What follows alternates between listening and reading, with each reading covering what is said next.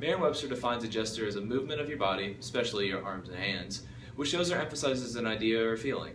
Gestures are one of, if not the most important aspects to focus on while presenting. As cultures differ, so do their gestures. Some parts of the world are extremely free and loose with their gestures, while other parts of the world are more subtle and restrained with their hand movements.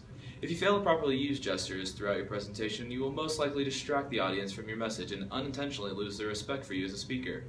Gestures help clarify, dramatize, and emphasize the points you're trying to get across, and correct usage of them is a necessary skill in order to give a proper presentation.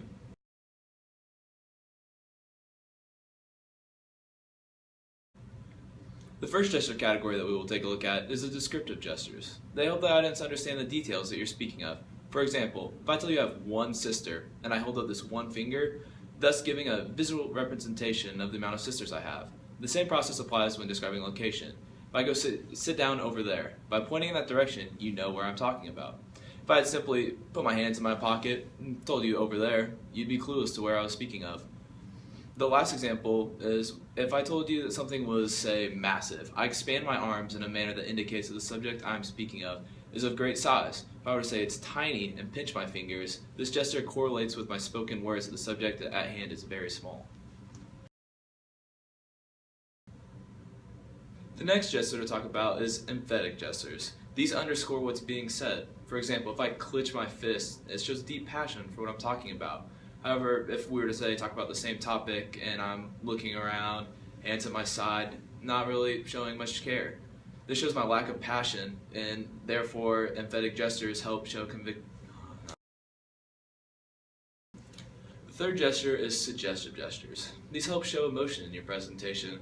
This helps set a desired mood while you present your subject.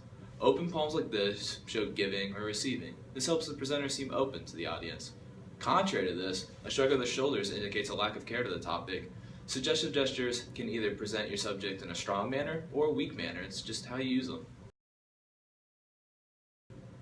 The last gesture we're going to talk about is prompting gestures. These are gestures where the speaker himself participates before you ask the audience to participate during your presentation. For example, asking the audience a question and then showing a hand. If you raise your hand first, this inclines your audience to participate after seeing you do it yourself.